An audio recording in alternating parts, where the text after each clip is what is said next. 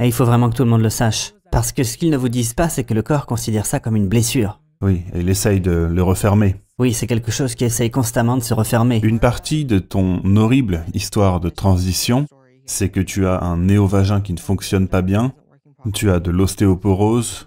Oui, et une scoliose. Et une scoliose, oui. Et est-ce que tu peux nous en parler? Alors, je sais que c'est transphobique de dire ça, mais après être passé par ce système, je ressens à 100% l'impression d'avoir été victime d'une expérience médicale et sociale cruelle. Sauf que personne n'est venu me voir. Et le truc, c'est que je serais même pas inclus dans les statistiques. Je suis sûr qu'ils m'ont tout simplement diagnostiqué avec d'autres problèmes. Et aucun de ceux qui m'ont fait subir des interventions chirurgicales, bien que j'ai dépensé des milliers de dollars, que j'ai traversé tout le pays pour avoir leur aide, qu'à chaque fois que je suis allé en consultation, ils ont rentré mon historique, mes informations, mais bref, aucun d'entre eux n'étudie la détransition. Donc quand la communauté trans vous dit que le taux de regret est de 1% et que le taux de complication est de 1%, c'est des conneries. Et il faut vraiment que tout le monde le sache. Parce que ce qu'ils ne vous disent pas, c'est que le corps considère ça comme une blessure. Oui, et il essaye de le refermer. Oui, c'est quelque chose qui essaye constamment de se refermer. Dans mon cas, ça s'est refermé, donc j'ai dû avoir une révision, entre guillemets. Il y a quelques mois, j'étais encore sur la table d'opération, et on m'a fait des reproches, comme quoi je ne dilatais pas assez, alors que je dilatais religieusement. Mais tout ce qu'ils ont fait, c'est blâmer le patient. J'ai parlé à d'autres personnes, et il leur est arrivé la même chose. Mais c'est ça qu'on ne dit pas. Oh là là... Oui, donc ils n'ont pas arrêté de me reprocher de ne pas avoir assez dilaté. Donc ils m'ont fait cette opération. Donc ils m'ont réouverte. Voilà, vous avez 20 cm, félicitations. Wow, super. Donc je suis retourné au Massachusetts, et quand je suis enfin arrivé à la maison, j'avais déjà perdu 3 cm, que je ne pouvais plus dilater. Oh mon Dieu. Ok, bon, je me suis dit, c'est bon, je vais faire avec les 17 cm qui restent. Et c'était très inconfortable, je devais conduire ma voiture avec un god en moi, et c'était serré au point que je pouvais même pas uriner. Et puis mon dos a commencé à me faire mal en 2020. Alors j'ai d'abord pensé que c'était un problème de matelas. Je me disais, oh là, j'ai vraiment mal au dos si je m'asseyais comme ça. Alors je suis allé voir un chiropracteur et il m'a dit que j'avais une scoliose. Et encore une fois, mes papiers disent que je suis une femme. Et donc j'ai pas envie de dire à des gens au hasard que je suis trans. Le truc, c'est que si je lui avais dit plus tôt, il aurait pu faire le lien plus facilement et comprendre que c'était un souci hormonal. Mais enfin, finalement, j'ai fait quelques recherches et j'ai fini par comprendre. Et j'ai fini par faire une radio du dos en 2021. Enfin par là, et j'ai réalisé que j'avais de l'ostéoporose dans ma colonne vertébrale, et ça allait vraiment pas. Mais je sais que si je compare à d'autres hommes trans, leur situation a pu être bien pire. Il y en a qui ont carrément plus aucune sensation dans leur... Enfin, vous voyez. J'ai vu qu'un post était devenu viral d'un autre déstransitionneur. Il disait qu'il pouvait littéralement se planter un couteau dans les parties génitales et il ne sentirait rien. Et ça, c'est vraiment... Enfin, je sais pas si les gens comprennent vraiment...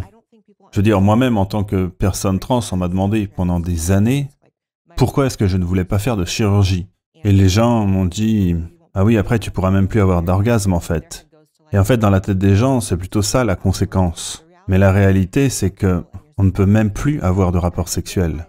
Vous faites un changement de sexe et ensuite vous ne pouvez plus avoir de rapport S. Ouais, c'était vraiment pas une bonne affaire. De même, on m'a pas dit qu'il y avait eu une étude menée en Suède montre que le taux de sous-soude augmente considérablement. Moi, je suis désolé, tu pourras biper le mot si tu veux. Je sais qu'il faut pas dire ce genre de mots ici.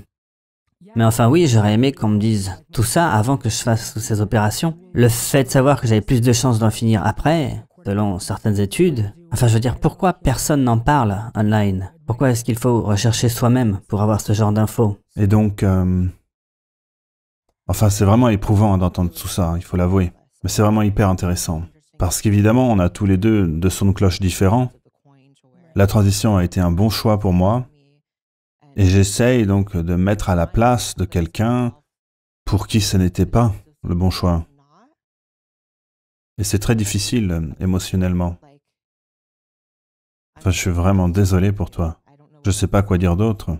Je veux dire, tu as subi cette opération. Qu'est-ce que ça fait de ne plus avoir de pénis? Honnêtement, ça m'a pas manqué avant que je commence à...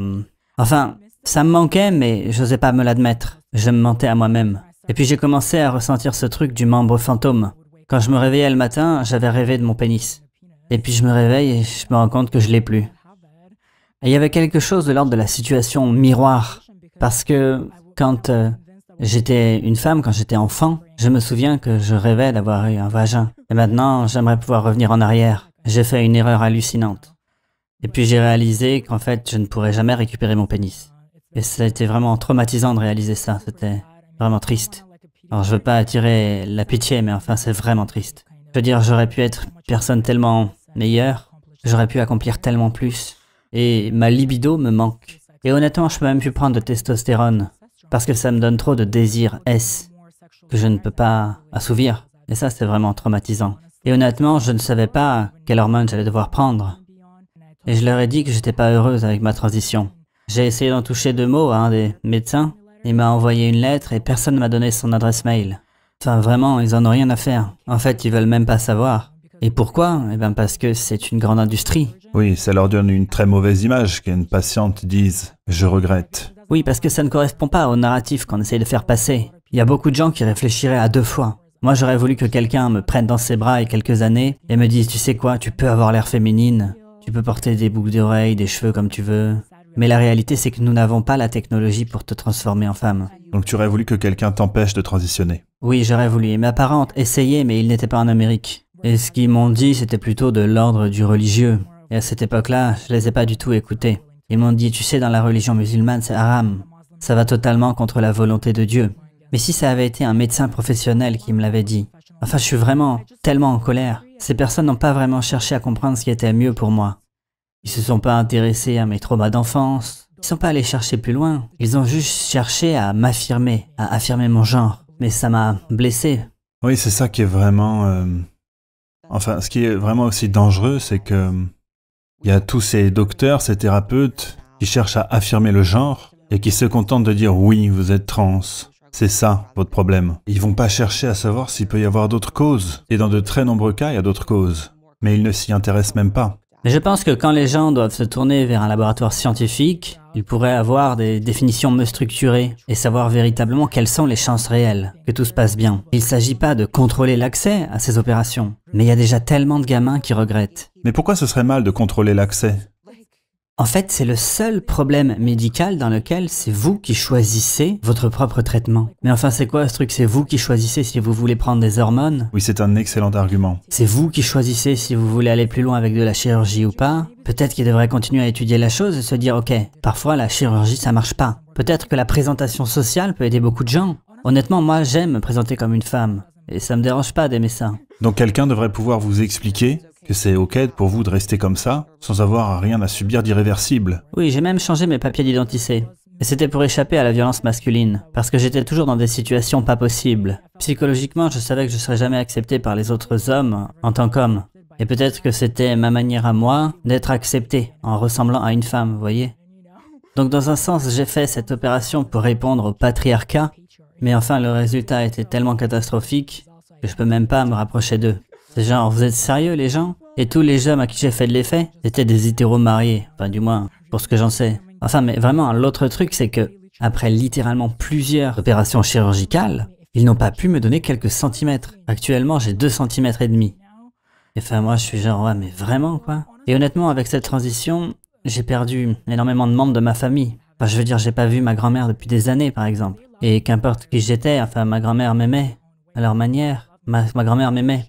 Mais enfin, si elle savait qu'elle pourrait jamais avoir de petits-enfants, et qu'elle me voyait maintenant, elle ferait une crise cardiaque.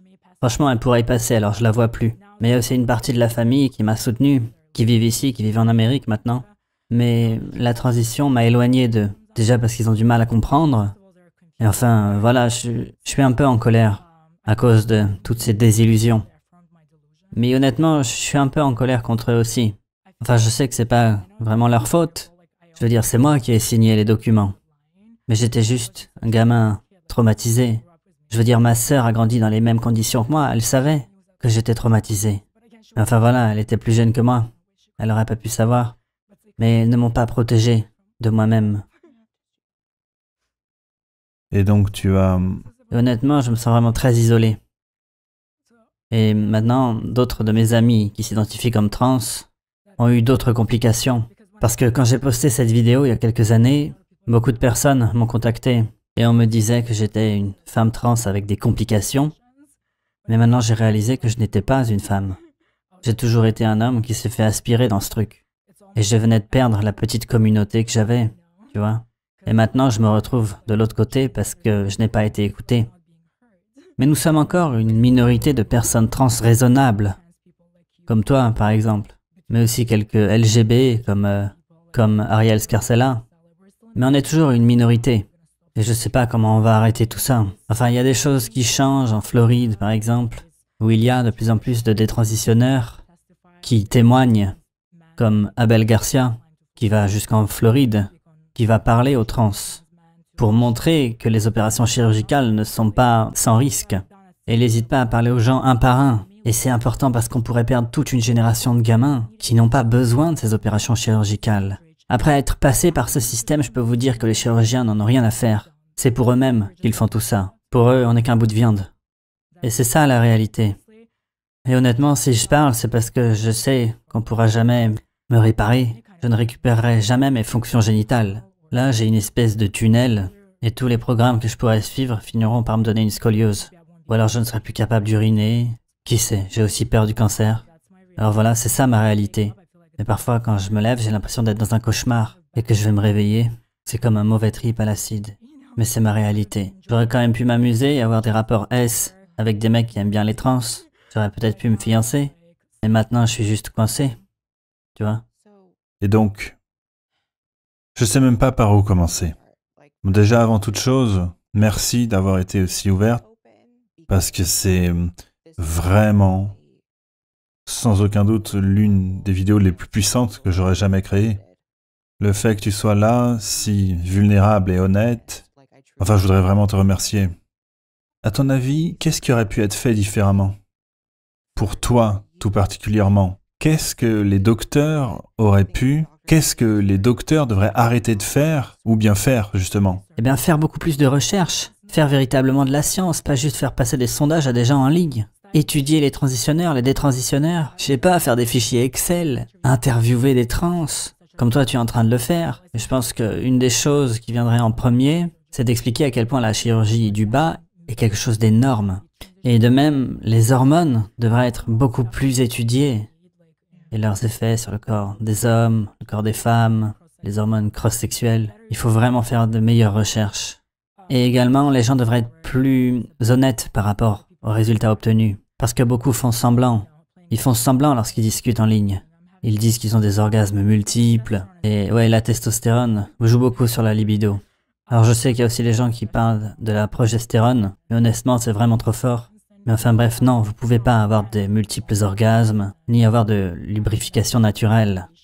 Et les gens mentent beaucoup à ce sujet-là. Ce sera jamais comme le vagin d'une femme cis, qui a des glandes et tout ce qu'il faut pour la lubrification. Mais parfois, une vérité amère vaut mieux qu'un doux mensonge. Et comme je l'ai dit, j'aurais voulu que quelqu'un me prenne dans ses bras et me dise « T'es pas une femme, et tu n'en seras jamais une ». Peut-être que ça m'aurait pulvérisé sur le coup. Et il y a des gens qui m'ont dit, ils ont parlé à des hommes qui étaient attirés par les femmes trans, et qui ont dit « Ma femme regrette le résultat post-opération ». Mais quand j'ai rejoint la communauté trans, on m'a dit « Mais non, faut pas les écouter, cela ». Ils les considèrent juste comme des jouets. Mais enfin bref, ils disaient la vérité et j'ai pas voulu les écouter.